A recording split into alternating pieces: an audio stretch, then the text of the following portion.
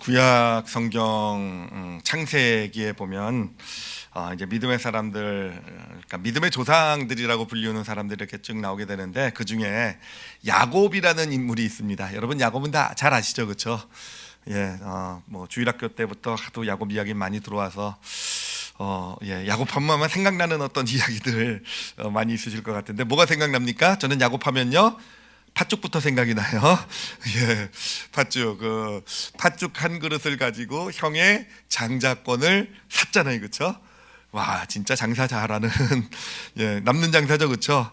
예, 하여튼 배고픈 형을 꼬셔가지고 이렇게 그 팥죽으로 장자권을 뺏어버리고, 사실은 저는 그런 야곱이 별로 좋게 보이진 않습니다. 제가 동생한테 하도 많이 당했어가지고 하여튼 그렇게 쌍둥이의 동생으로 태어났지만 장자권을 이렇게 차지하게 되고요.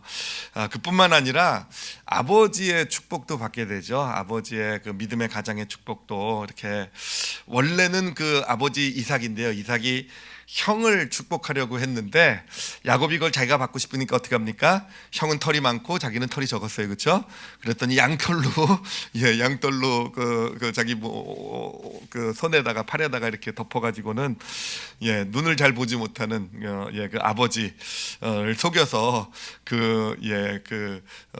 아버지의 축복도 받아낸 사람이 바로 야곱이 됩니다. 그런가 하면은 이제 아버지 집을 나와서 삼촌 라반의 집으로 이제 가게 되는데, 삼촌 라반의 집에서도요 참 야곱이 진짜 특별한 것이요. 여러분 야곱이 어떤 사람이냐면 인류 최초의 유전자 조작의 원조인 줄 믿습니다. 이건 가르치에는 설명이 안 돼요. 이게 유전자 조작이 요즘 나온 줄 알았더니 성경을 보면 이미 3,500년 전에 야곱이 했던 일이에요, 그렇죠? 그때 삼촌하고 거래를 하는데 삼촌 양떼를 돌봐주는 대신에 얼룩무늬 양들은 자기가 품삯으로 갖는다 그러잖아요, 그렇죠? 근데 이 얼룩무늬 양이 이렇게 많이 안 태어나나 봐요. 그러니까 이제 삼촌이 이제 얼룩무늬 양, 그래 저거 뭐 얼마 안 되니까 태어나면 네가 가져라 이렇게 했는데, 와, 유전자 조작했잖아요, 그렇죠? 그것도 얼마나 조작을 정밀하게 했는지 튼튼한 양이 태어나는 거는 다 얼룩무늬로 태어나도록, 비리비리한 양들은 다 하얀 그냥 양으로 태어나도록, 하여튼 그런 최첨단, 정말 그 3,500년을 앞선 그런 유전자 조작의 기술을 가지고 어마어마한 거부, 그때는 양떼가 재산이니까요. 거부가 되었던 사람이 바로 야곱이 됩니다. 아내도 이렇게 둘이나 얻게 되고요. 그러면서 자녀도 12, 그 당시에 가족이 대가족을 이루는 것은 축복의 상징이었죠, 그렇죠? 하여튼 많은, 자기가 원하는 것은 어떻게든지 누렸던, 정말 많은 것을 하여튼 가지고 싶었던 다 갖고 성취해냈던 인물이 바로 야곱이라고 할 수 있을 것입니다. 자, 그런데 이제 그 야곱이요, 이제 삼촌 집을 떠나서 고향으로 돌아가게 돼요. 고향으로, 이스라엘 땅 고향으로 돌아가게 되는데, 여러분 어떻습니까? 이게 성공한 그 고향이죠, 그렇죠? 이런 걸 뭐 금의 환양 뭐 이런 식으로 얘기하죠, 그렇죠? 진짜 성공해가지고 드디어 고향 땅으로 돌아가게 되는데, 이제 고향 땅으로 돌아가는 입구가 이 야복강이라는 강이었어요. 그래서 그 강을 건너기만 하면 이제 이스라엘 땅이 됩니다. 자, 그런데 야곱이 다른 가족들, 자신의 재산과 다른 가족들은 다 강을 건너게 하고 자기 혼자 야복강 이편에, 그러니까 이 이스라엘 반대편에 남아 있게 돼요. 그러면서 그 나루터에서 밤새도록 무슨 일을 하셨는지 아시죠, 그렇죠? 무슨 일 했습니까? 하나님과 씨름을 해요. 근데 이 야곱이요 포기질 하지 않습니다. 하나님과 씨름을 하는데 하나님 붙잡고 놔주질 않는 거죠. 그러니까 하나님께서 이제 떠날 때가 되니까 이제 답답해서 그냥 결국은 야곱의 이 골반을 탈골을 시켜버리세요. 여러분 하나님 너무 붙들고 매달리지 마시기 바랍니다. 야곱은 그 이후로 불구가 돼가지고 계속 절름발이 인생을 살아가게 돼요. 하여튼 그렇게 그 불구가 되기까지 하면서도 귀엽고 하나님을 붙들고 놓아주질 않는 겁니다. 그러니까 하나님께서 물어봐요.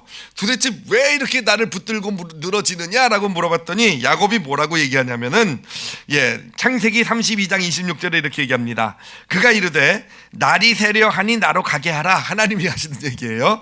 하나님이 나로 가게 하라 했더니 야곱이 이르되 당신이 내게 뭐 하지 아니하면은요 축복하지 아니하면 나는 절대로 당신을 보낼 수 없습니다. 축복할 때까지 내가 뭐 이쪽 다리뿐만 아니라 저쪽 다리 뭐 하여튼 뭐 그런 얘기는 성경에 없어요.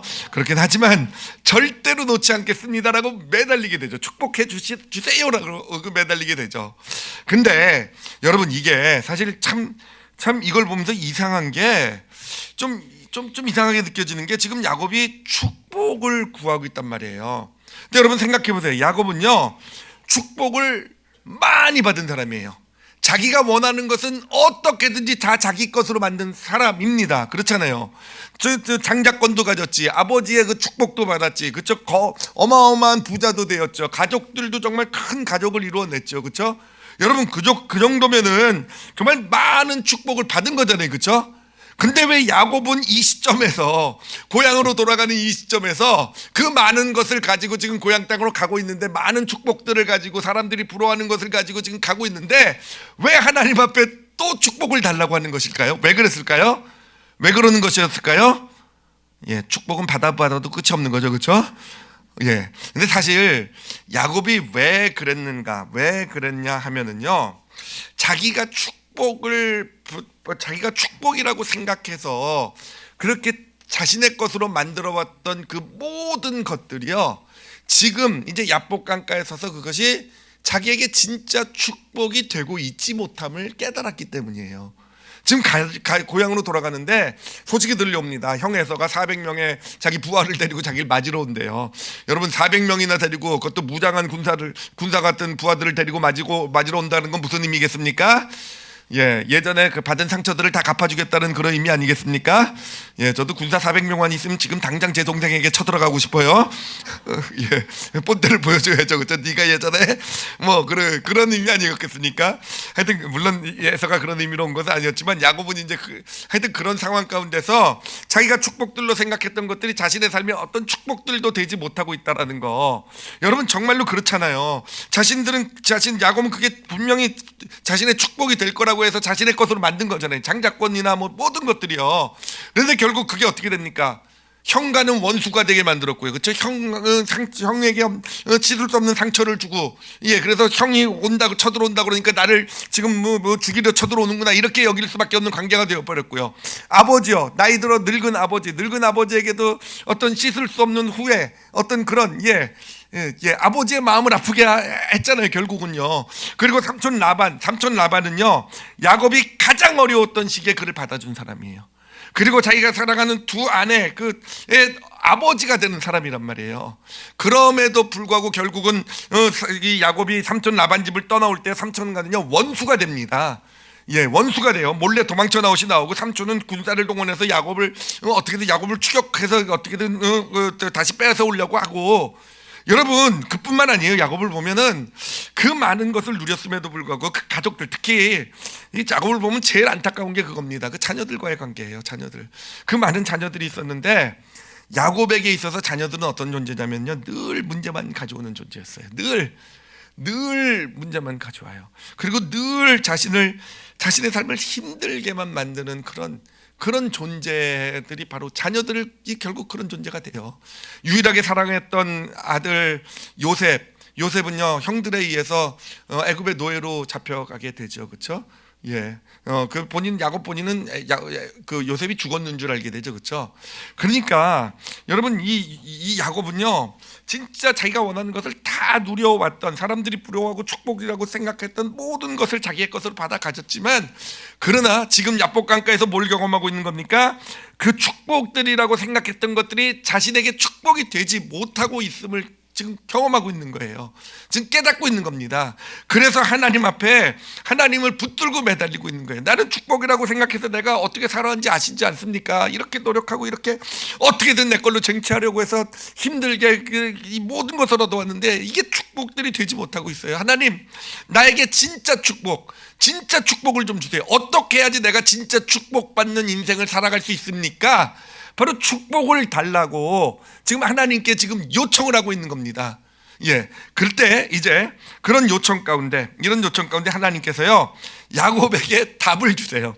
답을 주신데 뭐라고 답을 주시냐면은, 그 답이 이제 그 다음 절에 나와요. 창세기 32장 28절. 그 답이 뭐냐면요. 이제 제가 읽어드리겠습니다. 그가 이르되, 하나님 말씀하시는 거예요. 내 이름을 다시는 야곱이라 부를 것이 아니라, 아니요, 뭐라고 부르라고요? 이스라엘이라 부를 것이니 이는 내가 하나님과 및 사람들과 겨루 이겼습니다. 즉 네가 진짜 축복받는 인생이 되길 원하느냐, 진짜 축복을 누리는 인생이 되길 원하느냐, 그럼 뭐라는 겁니까? 계명을 하라는 겁니다. 이름을 바꾸라는 거예요. 이름을 바꾸라는 거. 여러분 근데 뭐 하여튼 요즘도 뭐 점장이들이 그런 얘기 좀 하죠. 당신 이름을 바꿔야 된다. 왜 갑자기 이런 생각이 나냐? 이건 아니고 성경에서는요, 이름이라는 것이 지금의 어떤 그런 호칭, 지금 호칭의 성격이 강하잖아요. 근데 성경은요, 이름이요 호칭보다는 정체성을 이야기해 줍니다. 그 사람의 어떤 삶의 정체성, 그 사람이 누구인지, 그 사람이 어떤 삶을 살아간 사람인지 정체성을 말하는 거예요. 그러니까 이름을 바꾸라는 것은 네가 이제까지 살아왔던 너의 삶에, 너 존재에 대한 정체성을 바꿔야 된다라는 거죠. 그것을 바꿔야 진짜 축복이 된다라는 거. 지금 네가 살아온 너는 누구인가, 너 그 정체성을 가지고 살아왔기 때문에 그 축복들이 축복이 되지 못했다라는 거. 정체성을 바꾸게 될 때 너의 삶이 축복들이 진짜 축복이 되어져가는 그런 삶이 되어져가게 된다라는 거.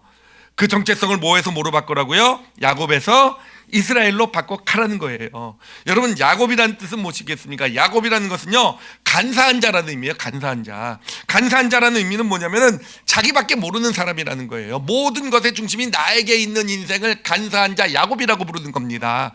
그러니까 자기를요, 이렇게 보면 되겠어요. 자기를요 그릇으로 생각하는 사람이 간사한 자예요. 그래서 어떻게든지 이 세상의 성공, 삶의 목표가 뭐냐면 그 그릇 가운데 내가 원하는 것을 어떻게든 많이 담아야 되는 인생, 그 인생, 내가 중심이 된 그 인생이 바로 야곱이라는 겁니다. 그런데 이제까지 너는 바로 그 야곱으로 살아왔는데 더 이상 야곱이 간사한 자가, 그러니까 축복을 담는, 그러니까 축복을 받는 것이 자기 삶의 목적인 그 삶을 내려놓고 이제는 어떤 정체성으로 살라고요? 이스라엘로 살아가라는 겁니다. 이스라엘은요, 우리가 잘 아는 이름이잖아요. 그렇죠?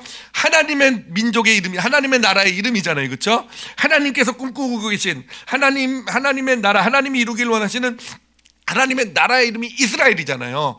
그러니까 뭐라는 얘기입니까? 이제는 더 이상 야곱으로서 나 내가 받아야 되는 것이 아니라 하나님의 나라를 이루기 위한 삶을 살아가라는 겁니다. 좀 더 자세히, 좀 더 쉽게 말씀드리면, 그냥 축복을 받는 것에 목적을 두지 말고, 네 인생의 정체성을 두지 말고 축복이 되는 자의 삶을 살아가라는 거예요.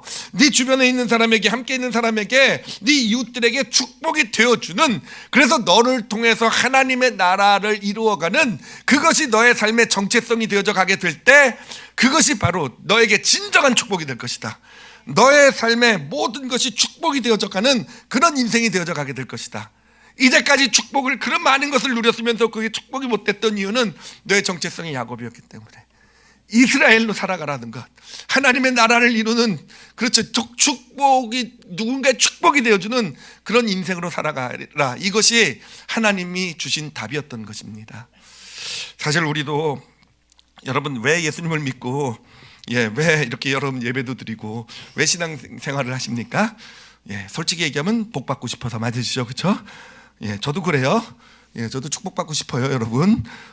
저라고 고고하고 그래가지고 뭐 축복하고 상관없이 그냥 하늘만 쳐다보고 그냥 물 한 모금 마시면서 왜 갑자기 병아리가 생각나는지 모르겠는데, 아니에요. 우리가 사실 물론 우리는 뭐 예수 믿고 뭐 구원 영생을 얻고 뭐 이런 사실 그 소망도 있지만, 사실 우리 다 하나님 믿으면서 복 받기 원해요, 그렇죠? 하나님이 나에게 좋은 것 주시고 내 삶의 문제 해결해 주시고 필요한 것들, 또 우리 자녀들도 잘 되고 우리 가정, 내가 하는 사업, 일들, 사실 진짜 여러분 축복받기 위해서 우리는 신앙의 길, 믿음의 길 걸어가고요. 여러분, 그건 결코 잘못된 믿음이 아니에요. 하나님 우리에게 축복을 주시는 분인 줄 믿습니다. 자, 근데 여러분 한번 생각을 해보세요. 자, 우리는 축복받기를 원해서 믿음의 길을 걸어가는데, 여러분 어떻게 하면 축복을 받을 수 있습니까? 어떻게 하면 하나님이 우리를 축복하실 것 같으세요? 사실 우리 축복받기 위해서, 하나님의 축복받기 위해서 우리가 생각하는 거 있어요. 죄 지면 안 된다. 그렇죠? 여러분, 죄 지면 하나님의 축복은요 날아갑니다. 아시겠죠? 예, 아니 그렇게 생각하고 저도 그렇게 생각하며 살아왔어요. 그러니까 우리가 왜 죄를 짓지 않으려고 하는가? 왜 죄를 지으면 뭐 회개하고 왜 그러는가? 죄 지으면 하나님이 나를 축복해 주시지 않을까봐, 그렇죠? 그렇잖아요. 우리는 축복받기 위해서 좀 착하게 살아가잖아요, 그렇죠? 착하게 살고 막 좋은 일도 막 하면서 살아가는 게 뭡니까? 결국은 축복을 받으려고. 내가 이렇게 좀 착하게 살아가고 내가 이렇게 이렇게 남도 돕고 막 이러면은 뭔가 나에게 좋은 것, 하나님이 나에게 좋은 것 주시겠지. 여러분 반응 안 하시니까 아니신 것 같아요, 꼭. 근데 맞잖아요. 그렇게 생각하시며 살아가시잖아요. 그러니까 열심히 교회 생활하는 이유도 뭐겠습니까? 신앙생활 예배도 빠지지 않고 나오려고 하고, 예배 빠졌다간 하나님이 벌 주실까봐, 그렇죠? 예. 조금 몇 분 반응하셨어요, 그렇죠? 예, 그래 우리가 신앙생활하고 교회도 다니고 뭐 봉사도 하고 교회에서 시키는 일이 있으면은 그것도 좀 하려고 하고 막, 사실은요 우리 마음 가운데 그렇게 살아야, 그렇게 하면 뭔가 하나님께서 나에게 좋은 것 축복을 주시겠구나라는 그런 생각을 가지고 살아가는 게 우리의 모습이에요. 근데 여러분 우리가 보셔야 될 게 있어요. 물론 그렇게 살지 말라는 거 아닙니다. 하나님도 우리가 그렇게 죄 안 짓고 좋은 일 행하면서 신앙생활 잘하길 원하실 거예요. 근데 여러분 축복을 받는 인생은요 그렇게 산다고 해서 꼭 축복을 받는 것이 아니라, 축복을 받기 위해서 우리에게 가장 근본적으로 먼저 이루어져야 될 일이 있다라는 거예요. 그게 바로 오늘 우리에게 주신 하나님의 메시지입니다. 무엇이 먼저 이루어져야 되겠습니까? 축복받기 위해서는요 여러분, 이름부터 바꾸시길 바랍니다. 그리고 이름을 바꿔야 된다는 거예요. 야곱이 아니라 이스라엘이 될 수 있어야 된다는 거예요. 우리가 우리 스스로를 바라보는 정체성이 바뀌어야 된다는 거예요. 내가 그냥 내가 중심이 되고, 내가 모든 걸 누려야 되고, 내가 많이 가져야 되고, 내 삶의 목적은 내가 뭔가 더 많은 것을 누리고 더 높이 올라가고 더 잘 되고, 이게 우리의 삶의 목적 자체가 돼서는 안 된다는 겁니다. 자신을 그릇으로 봐가지고 뭔가 이 세상의 삶의 의미를 그 그릇 안에다가 뭐 좋은 것들을 담는, 자기를 그릇으로, 자신의 정체성을 그릇으로 봐서는 안 된다는 거예요. 하나님이 진짜 네가 축복받기를 원하느냐? 그러면 너의 정체성을요, 너의 이름을 이스라엘로 하라는 겁니다. 하나님의 나라를 꿈꾸는 자가 되라는 거예요. 너를 통해서 축복이, 그러니까 축복이 흘러가는 통로가 되라는 얘기예요. 그러니까 뭔가 나로 인해서 누군가가 축복을 받는, 내가 누군가의 축복이 되어져가는 인생, 그게 나의 정체성이 되어져 가게 될 때, 여러분 그때 하나님께서 주신 모든, 내 삶에 허락한 모든 것이 우리 삶의 진정한 축복이 되어져 갈 줄 믿습니다. 이것을 우리 올리브교회에서는요 그렇게 표현하고 있어요. 인생에는요 두 가지의 산이 있다라고 표현하고 있죠, 그렇죠? 인생의 첫 번째 산이 있어요. 이거는 이 세상 모든 사람이 올라가는 산입니다. 다 그 인생의 산을 올라가고 있어요. 그 산은 야곱의 산이라고 얘기할 수 있고요. 그 산은요 모든 것의 중심이 나에게 있는 산이라고 얘기할 수 있을 거예요. 이 세상 사람들은 다 그 산을 올라가고 있어요. 예외 없이 올라가고 있는 그 산이 있어요. 근데 하나님은 말씀하시는 거예요. 진짜 네가 축복을 받기를 원하느냐? 그러면 그 인생의 첫 번째 산에 떠나서 인생의 두 번째 산을 올라가라는 것. 인생의 두 번째 산은요 우리가 누구에게서 발견합니까? 예수님에게서 발견한 산이에요. 예수님이 올라가신 산이에요. 모든 것의 중심에 예수님은 자신보다는 이웃을 먼저 주셨고요. 예수님은 자신이 하나님으로부터 받는 것이 중심이 아니라, 예수님 자신의 삶을 통해서 그 자신의 삶이 누군가의 축복이 되기를 원하시는 그 길을 걸어가지고 예수님이 보여주셨던 바로 그 인생의 산, 올라가셨던 인생의 산, 이게 인생의 두 번째 산, 그렇죠? 바로 이스라엘, 참 이스라엘의 산이 되는 것이고, 누군가에게 축복이 되어주는 그런 삶이 되어져 가는 것. 여러분 그래요. 인생의 두 번째 산에 올라가기 시작하게 될 때 하나님께서 말씀하시는 겁니다. 네가 야곱이 아니라 이스라엘로 살게 될 때, 네가 인생의 첫 번째 산이 아니라 두 번째 산을 마음에 품으며 그 산을 오르기 시작하게 될 때, 여러분 우리 삶 가운데 하나님 우리에게 주어지는 모든 것들이 놀라운 진정한 축복이 되어져 갈 줄 믿습니다. 여러분 사실이요. 근데 솔직히 말해서 여러분 인생의 첫 번째 산을 올라가셔도요 축복 누릴 수 있습니다. 아니 어쩌면 축복을 우리가 원하는 것을 내가 갖는 거라고 생각한다고 한다면, 여러분 인생의 첫 번째 산이요, 그 내가 원하는 것을 누리는 것, 더 쉽고 더 많이 누릴 수 있는 길이 인생의 첫 번째 산일 수도 있어요. 야곱으로 살아가는 거. 여러분 야곱으로 살아가면 더 많은 것 소유할 수도 있고 더 큰 일을 이뤄낼 수 있을지도 몰라요. 사실 그래요. 자, 그런데 문제는요, 여러분 인생의 첫 번째 산에서는요 이러한 우리가 원하는 축복들이라고 생각했던 것들이 여러분 진짜 축복이 되지 않는다라는 거예요. 야곱의 인생에서 보잖아요. 그렇게 이게 내 삶의 축복들이라고 생각했는데, 그리고 남들도 다 부러워하는데 결국은요, 야곱의 인생을 어떻게 만들었습니까? 여러분, 이게 인생의 첫 번째 산, 많은 것을 누릴 수는 있을지 모르겠지만 진정한 축복이 되지 못하는 산, 그게 인생의 첫 번째 산이 됩니다. 그러나 인생의 두 번째 산을 올라가게 되면은요, 내가 누군가의 축복이 되는 삶을 살기 시작하게 될 때, 여러분 진짜 내게 있는 모든 것들이 어쩌면 인생의 첫 번째 산에서 산을 사는 사람들이 누리는 것보다 내가 누리는 게 적을지도 모르겠어요. 그렇죠? 어떨 땐 되게 작고 아무것도 아닌 보잘것없는 것처럼 보일 수도 있어요. 그렇지만 분명한 것은요, 그 모든 것이 내 삶의 진정한 축복이 되어져가는 그 산이 인생의 두 번째 산이 되는 것입니다. 어저께 어제 우리 올리브교회 3, 40대 남자 성도들하고 이제 모임을 하나 이제 갖기 시작한 게 있어요. 근데 뭐 여러 가지 얘기를 나눴지만 그 중에 하여튼 제 마음에 이렇게 좀 막 찔림으로 부딪혀 들어온 게 이제 대기업을 다니는 어떤 어떤 성도였는데, 그 성도가 그러더라고요. 정말 믿음으로 살아가기에는 이 세상 회사라는 데는 너무 하여튼 쉽지 않은 것이 그러는 것이다라는 거. 뭐 하여튼 삼땡이라는 회사를 다니고 있는데 그런 표현을 쓰더라고요. 자기의 피까지 지금 파란색으로 바뀌어가는 것 같다고. 거기 로고가 파란색이잖아요. 그러면서 거기에서 이 경쟁과 거기서 살아남고 거기에서 더 성공하고 더 많은 것을 이게 그 안에서 그게 얼마나 힘들고 어려운지, 그러면서 좌절을 얘기하는데, 그런 정확하게는 기억 안 나는데 그런 얘기도 기억에 남는 게 그거예요. 자기 부선가 있던 어디엔가 거기에 사장 아들이 있더래요. 사장 아들이 있는데 보면은 내가 아무리 열심히 일해도요, 저 사장 아들보다 더 많은 걸 누릴 수 있을까? 안 된다라는 거죠. 이미 뭐 극복할 수 없는 벽이, 그걸 수저라고 그러나요, 그렇죠? 극복할 수 없는 벽이 있고, 내가 아무리 노력하고 정말 하나님이 뭐 내가 믿고 그런다고 하나님이 내 편이 된다고 해서 내가 저 사람보다 더 높이 올라갈까? 아니요, 그렇지 못한다라는 거죠.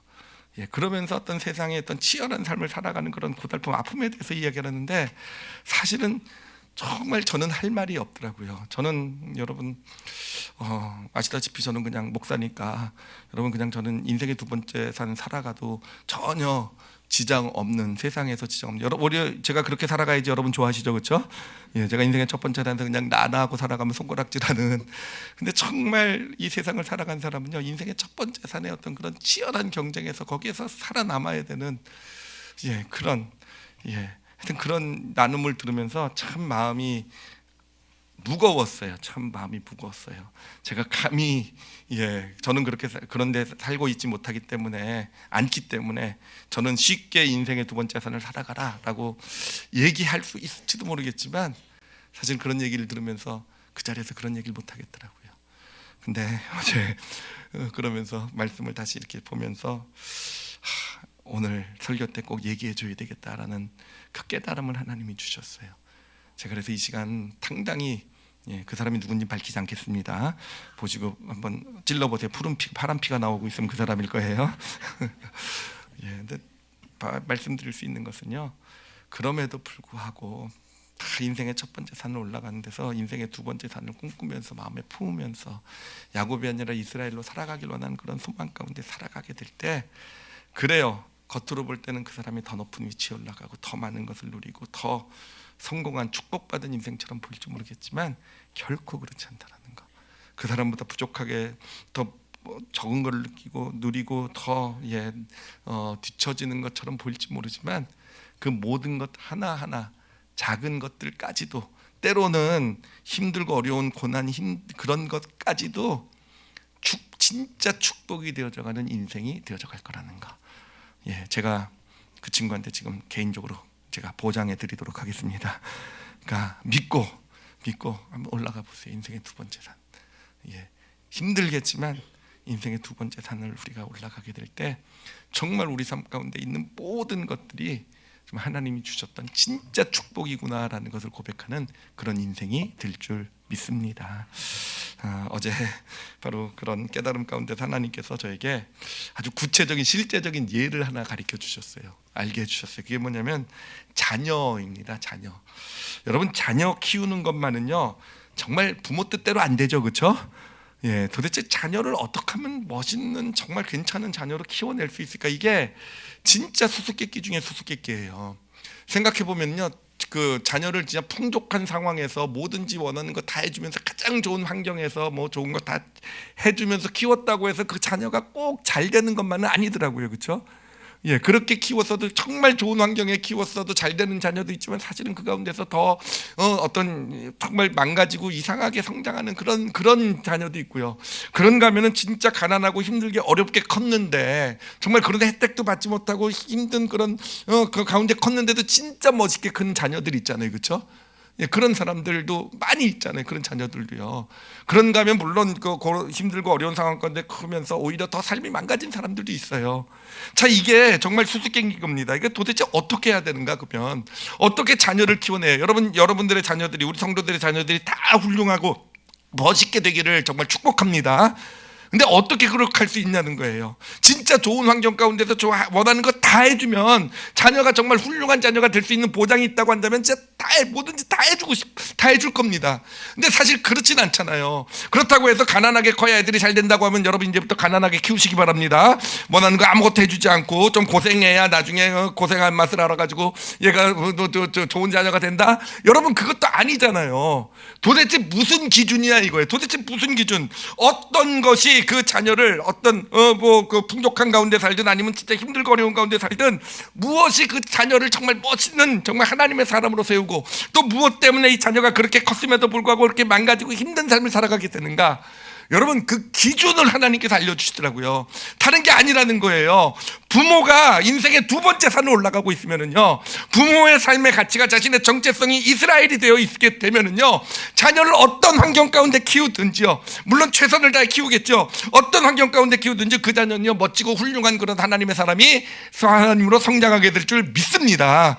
그러나 거꾸로요, 아무리 좋은 것을 주고 최고의 환경과 최고의 교육을 제공해 줘도 아무리 뭐 정말 다른 사람들이 다닐 수 없는 학교 뭐 이런 어떤 학원 뭐 이런 걸 보내도 부모의 정체성이 야곱이면은요, 부모가 자기 살아가는 삶이 인생의 첫 번째 삶만을 위해서 그냥 내 것 그것만 위해 살아가게 되면요, 여러분, 그런 데서 자녀는요, 아무리 많은 것을 경험해도요, 그 삶은 망가질 수밖에 없는, 그 삶은 제대로 성장할 수밖에 살 수 없는 그런 인생이 되어져 간다는 것입니다. 여러분, 진정한 축복을 누리기 위해서 우리에게 필요한 건 내 삶, 우리 가정, 우리 자녀, 내가 하는 일들,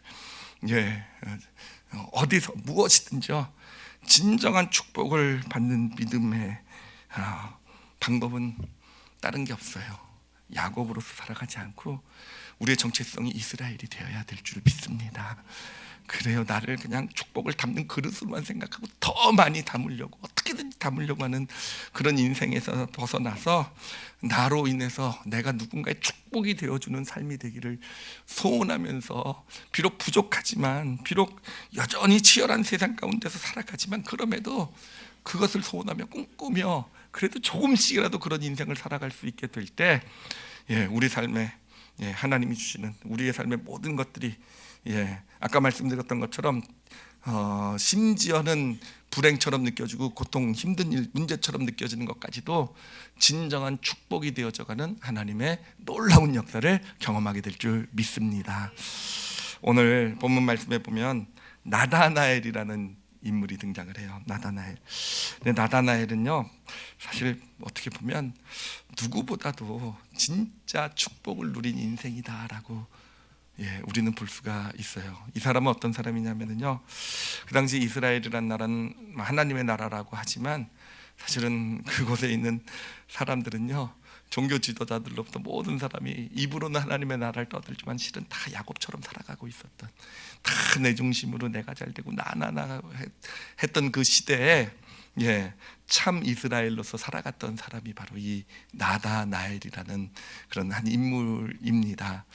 자, 근데 그 인물이 어떤 어떤 삶을 살았는가, 어떤 축복을 받았는가.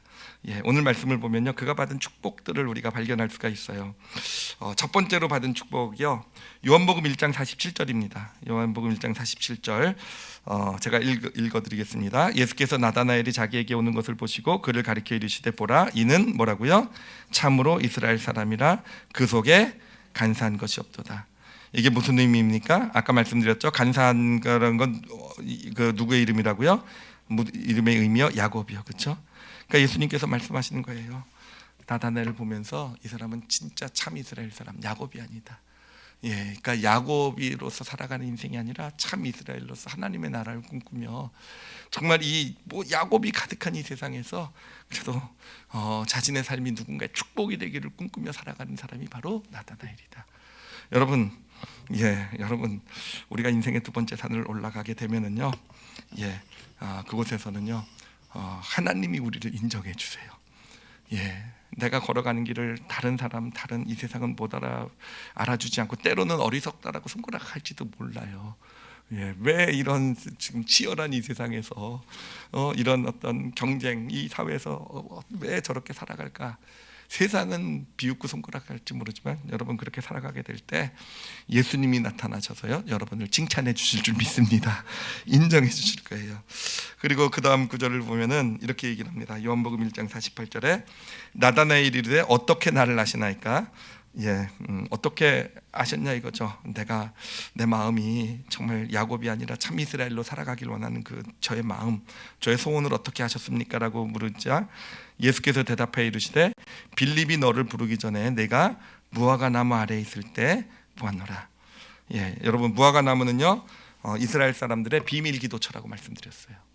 그러니까 이 나다나엘이요, 하나님 앞에 무릎을 꿇고 참 이스라엘에 대한 소망 가운데서 하나님 앞에 무릎 꿇고 기도를 했었죠. 비밀 기도처니까 혼자서 이제 기도한 그 기도. 근데 그 자리에 누가 계셨다라는 겁니까? 예수님이 계셨어요. 여러분, 우리가 인생의 두 번째 산을 올라가게 되면요, 이런 체험을 하게 될 거예요. 우리가 사실은 때로는 기도해도 정말 하나님이 들으실까? 물론 우리는 마음을 쏟아 기도하고 막 그렇게 살아가도 사실은 기도하고 나서 잘 모르잖아요, 하나님이 들으셨는지. 여러분, 하나님이 확인해 주세요.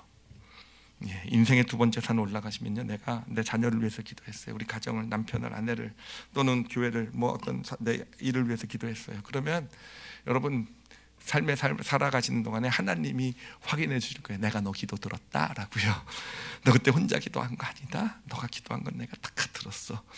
여러분, 그런 축복, 우리가 기도하는 것을 들으시는 그 하나님, 그 축복을 누리게 될 줄 믿습니다.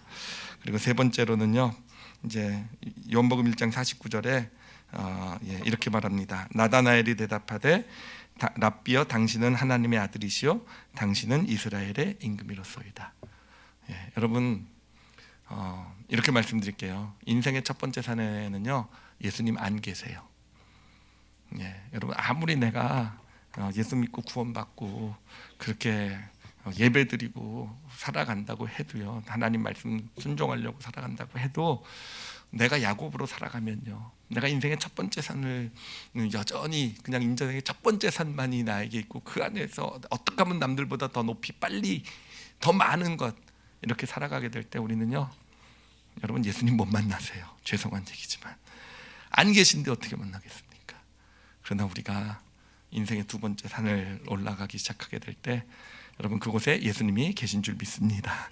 그리고 그곳에서 우리는 예수님을 만나게 되고요, 알게 될 거예요. 아, 하나님의 아들이시구나. 아, 왕이시구나.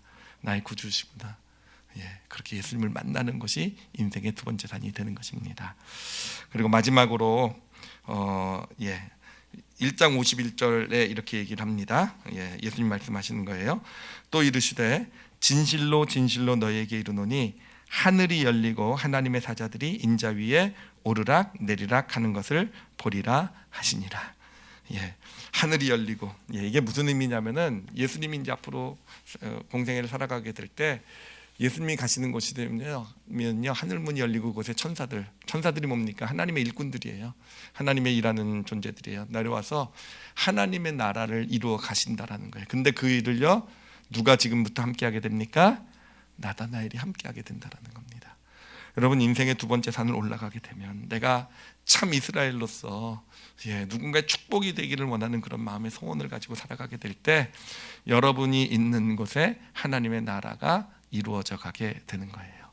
내가 우리 가정에서 내가 누군가의 축복이 되기를 원하는 그 정체성을 가지고 살아가게 될 때 여러분, 그 가정에 어느샌가 하나님의 나라가 이루어져 가게 되는 거예요.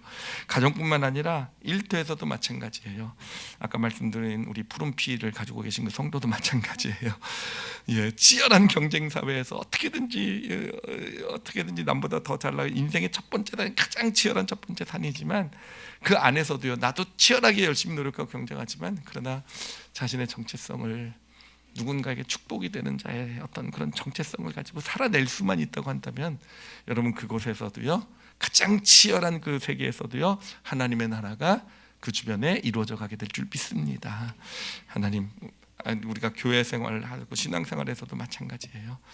우리의 정체성이 참 이스라엘이 될 때, 인생의 두 번째 산이 되게 될 때 우리 성도들이 있는 이곳에서 모임에서 하나님의 나라가 이루어져가는 놀라운 축복을 경험하게 될 줄 믿습니다. 그래서 오늘 우리에게 주신 여러분 축복받기 원하시죠, 그렇죠? 축복받기 원하시면 아멘 한번 좀 해보시기 바랍니다. 원하시는지 아닌지 모르겠어요. 뭐 하나님 전능하시니까 뭐 마음의 소리까지 다 들으시겠지만 하여튼 저는 좀 답답하네요. 여러분은 다 축복 많이 받으시길 바랍니다. 근데 진짜 축복받는 길 알려주셨어요. 쉽진 않겠지만요, 여러분 인생의 첫 번째 산이 아니라 인생의 두 번째 산을 마음속에 품고 사시길 바랍니다. 야곱으로만 살지 마시고, 물론 우리의 본성은요, 여전히 야곱인 거 알아요. 그렇지만 우리 안에 그 야곱의 본성을 가진 우리지만 여러분, 참 이스라엘의 꿈을 꾸시길 바랍니다. 일부 예배를 드리면서 마지막 기도하면서 깨달은 게 있어요. 여러분, 우리는요, 사실은요, 우리의 믿음은요, 늘 겨자씨만 해요. 겨자씨만 하다는 건 뭐냐면, 겨자씨는요, 자세히 보지 않으면 안 보이는 게 겨자씨예요. 그건 무슨 의미냐면은 우리의 믿음은요, 늘 자세히 보이지 않으면 안 보입니다. 그래서 지금 우리가 난 인생의 두 번째 산을 올라가고 나는 야곱이 아니라 이스라엘로 살아간다고 해도 여러분, 세상에 나가는 순간에 우리의 믿음은 겨자씨만해져요. 그런 소원과 결심은 겨자씨처럼 진짜 찾아보지 않으면 잘 안 보이고 여전히 인생의 첫 번째 산에 그 안에서 그냥 또 남들과 똑같은 모습으로 살아갈 수밖에 없는 게 우리인지도 몰라요. 그렇지만 예수님이 말씀하셨어요. 겨자씨 하나 크기의 믿음만 있어도요, 산을 옮겨주시겠대요. 여러분, 그러니까 여러분, 이 시간에 소원으로 결심하셨으면 좋겠어요. 물론 그게 겨자씨만해질 거예요 또. 그렇지만 진짜 참 이스라엘로 살아가길 원하는 소원을 이 시간 품으시고, 그래, 내가 야곱이 아니라 이스라엘로, 내가 축복, 그냥 내가 받길 원하는 인생이 아니라 내가 누군가의 축복이 되길 원하는 그런 소원을 지금 이 시간 품으시면, 비록 세상에 나가서 그 믿음이 진짜 겨자씨만큼 정말 찾아보려도 잘 보이지 않게 될지 모르지만 하나님은 그걸 받으셔서요, 그것을 가지시고 산을 옮기시는, 하나님의 나라를 이루어 가시는 놀라운 역사를 나타내 보여주실 줄 믿습니다. 그러니까 이 시간 여러분, 어떤 소원을 가지시겠습니까? 인생의 두 번째 산을 올라가시는 야곱이 아니라 누구요? 이스라엘의 소원. 축복받는 것이 삶의 목적이 아니라 누군가의 축복이 되어주는, 여러분, 그런 믿음을 마음에 품고 세상을 향해 나가시는 우리 올리브교회 성도들이 되시기를 예수님의 이름으로 축원합니다. 기도하시겠습니다. 이 시간 기도하실 때요, 좀 전에 말씀드렸던 것처럼요, 그래요, 저도 잘 알아요. 저 자신에 대해서 너무 잘 알고요. 아마 여러분들도 스스로에 대해 아실 거예요. 지금 아무리 내가 결심해도 곧 희미해질 것 잘 알지만, 겨자씨만해질 것 잘 알지만, 그러나 하나님 그거를 지금 받길 원하세요.